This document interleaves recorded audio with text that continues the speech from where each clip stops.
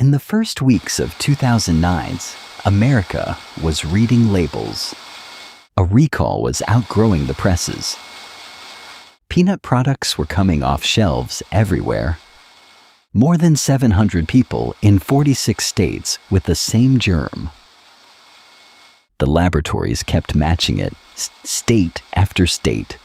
By the time anyone published a number, more than half were already infected. 4 years later, one more document about those weeks went to press. A federal indictment, United States versus Stewart, Parnell, page 28, paragraph 16. A quoted email. Prosecutors put the company's own words in it. 3 of those words you may already know. The rest of the sentence can wait. How does a sentence like that end up in federal court?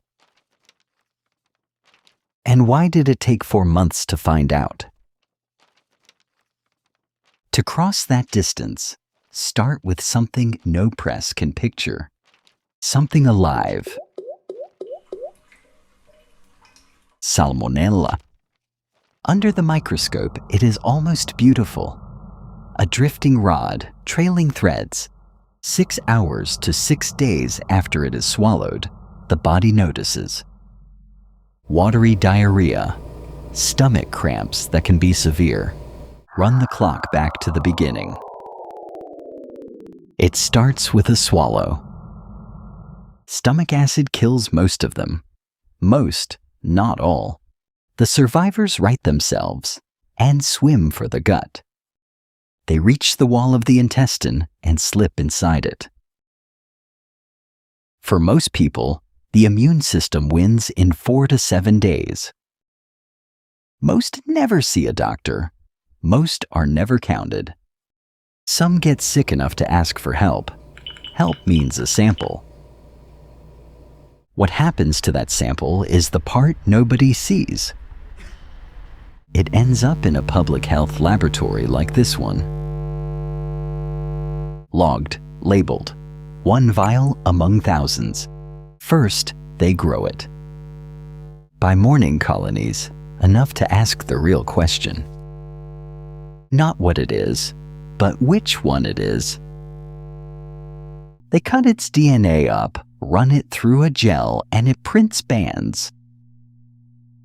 Every state sends patterns like it to a national network. PulseNet. Almost all of them match nothing. On the 10th of November, 2008, 13 of them matched. 13 people, 12 states, a pattern PulseNet had never seen. Same germ, same pattern, different strangers. By the 25th of November, it was 35. Then a second cluster on a second pattern nobody had seen either. 41 of those by the 2nd of December. When cases link like this, the cluster gets a heavier name, Outbreak. But the network saw them in November. The first fell ill in September. Now it has to be found out in the world. A pattern says these people are connected. It does not say by what. Somewhere, these strangers ate the same thing. Finding it starts with a questionnaire. Behind every light, an interviewer with a list of questions. The 3rd and 4th of January, CDC and several states, 1 interview. Then lay the lists side by side and strike out the differences. 1 item was left lit, peanut butter. But look at where the sick people were. 19 clusters in 5 states, schools, hospitals, long-term care, not households, institutions, kitchens that cook for hundreds. And in every one of them, the same brand, King Nut. A 5-pound tub, not a jar, nothing a shopper had ever bought. The 7th of January, CDC publishes a number for the first time, 388. After that, a new number almost every day, every one bigger. 399, 410, 434, 474, 501, 691 by mid-March, 714 in the end, 46 states and 1 case across the Canadian border. Now draw it by when people fell ill, not when they were counted. That curve starts on the 1st of September. The same outbreak on 2 clocks, 4 months apart. And even the late clock undercounts. 1 infection in 30 is diagnosed. For every light on this table, 29 in the dark. The counted would have to speak for all of them. On the 8th of January, FDA stopped waiting for the study. It called the name on the tub, a distributor in Ohio. The tub was not made there. Upstream stood Peanut Corporation of America and an address, Blakely, Georgia, a long way in every sense from the headlines. Red clay, bare fields, winter light. And at the edge of one small town, a long, low building beside a rail spur. From above you mostly see its roof. Remember the roof. The sign on the fence said who owned it. On the 9th of January, federal inspectors arrived. They would be there for weeks. They carried a blank form, Form 483. What they observed would end up read aloud in Congress. Inside, totes of finished roasted product stacked and waiting. Roasting is the step that kills Salmonella in peanuts, the only one. After it, the peanuts are back in the room. Nobody cooks peanut butter. FDA's own example of that hazard. Nut butter made from roasted nuts. It announced itself from above. Water stains spread across the ceiling like continents. Streaks at the skylight edges where rain had been getting in. On the roof, the inspectors found the doors it used. Gaps at the roof intakes, 1/2 inch by 2.5 feet. You could measure them with a tape. They did. And South Georgia does not stay dry for long. When the rain came, it went where water goes. Intake, ceiling, stain, drip. The inspectors traced the path, and directly underneath it, the totes of finished roasted product. Past the roaster. Past the only step that would have killed it. September 26, 2008. Tiff and Miriam isolated on the paste line itself. The observation continues. The line was never cleaned afterward. Then the records. Lot 8278 tested positive for Salmonella. The same lot tested again, negative. Same peanuts. 2 answers. The company shipped on the second one. Other lots shipped before any answer came back at all. Which raises a question with a number for an answer. How many times had the company's own tests come back positive? Because paper says what happened, not who said ship. For that, the investigators went to the emails. From Stewart Parnell. March 2007. Long before anyone was counting cases, PCA sold what other companies put in their food. Paste by the tote. Roasted nuts by the truckload. Samples went to private laboratories. Results took days to come back. In his own words, the lapse. From picking peanuts up to invoicing. Peanuts on the floor were money waiting on a lab. March 21st. Test results. Unavailable. Shipment delayed. The reply took seconds. One click, and it was policy. Quote, "Shit, just ship it. I cannot afford to lose another customer." The words from minute one. This is where they lived. And the shipment went into other companies' factories. April 5th. Still waiting on results. Should they short the shipment? Ship. One word in capitals with a period. The doc obeyed. April 12th. From the company's other plant, Plainview, Texas. Totes of peanuts described in-house as covered in dust and rat crap. The instruction. Clean them all up and ship them. 2 plants. The same signature at the bottom. June 2007. A result comes back. Positive. The loop absorbed it. Retest, ship, invoice, repeat. On paper, a negative retest could clear a positive. 12 positives.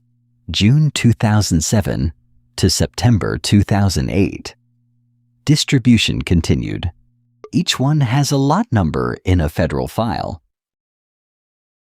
August 21st, another positive. This one was retested, and note this carefully.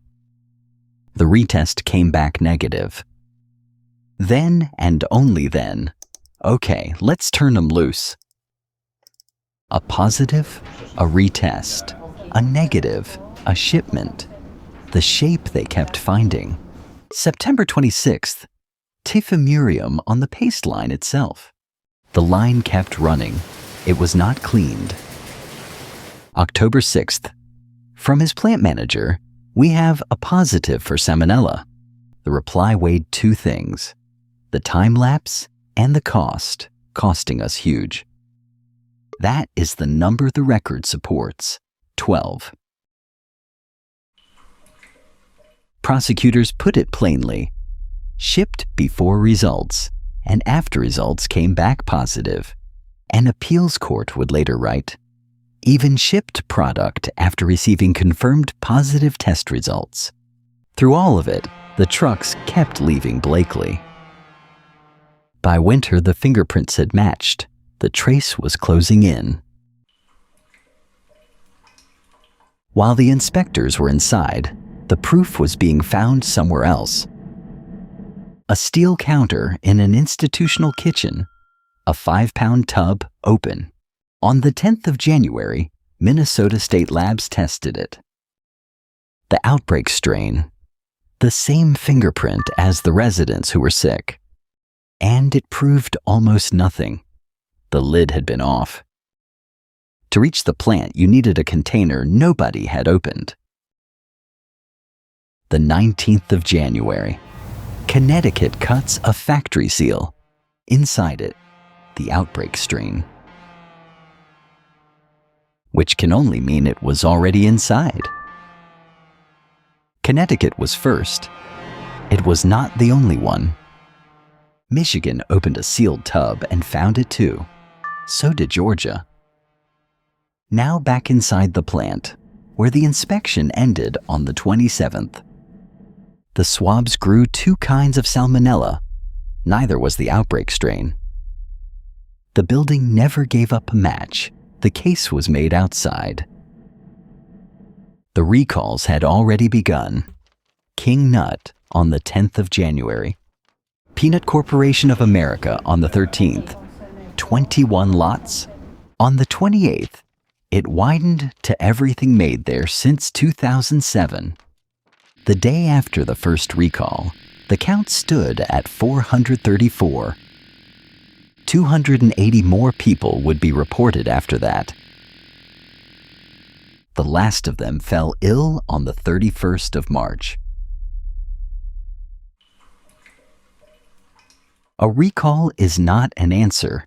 It is a subtraction.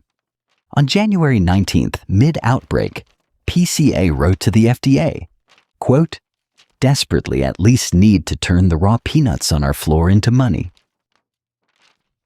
Washington had questions and a room set aside for asking them. February 11th, the House Subcommittee on Oversight and Investigations. In the front rows, families holding photographs. They testified about the people in the frames. Then the committee put the emails on boards, including the August pair, the positive and the negative together. A member read the October email aloud. We have a positive for Salmonella. Representative Shakovsky of the reply about cost. There are $5 signs. Representative Stupak had the count. 12 positives. Distribution continued.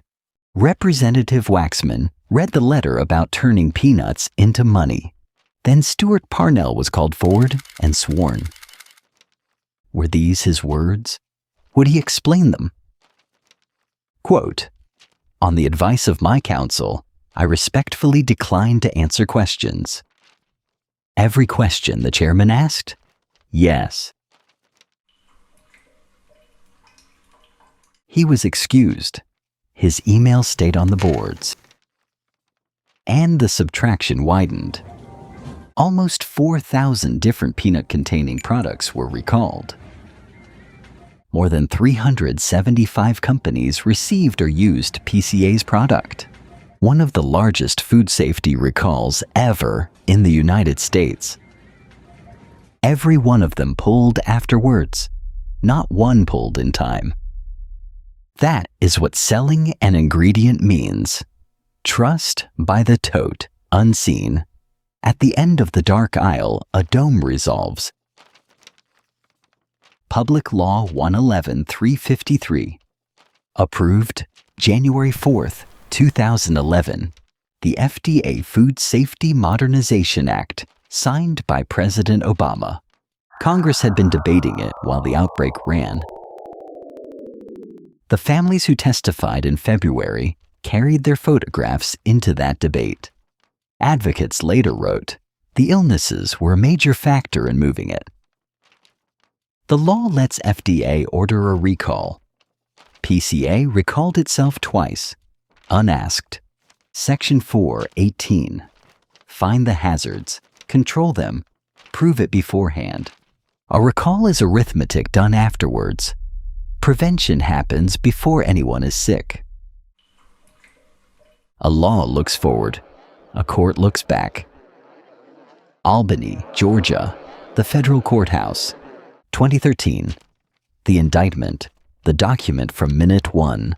The charge, conspiracy. Ship before the results. Falsify the tests. In September 2014, the case went to a jury. Guilty of all but one of the 68 felony counts.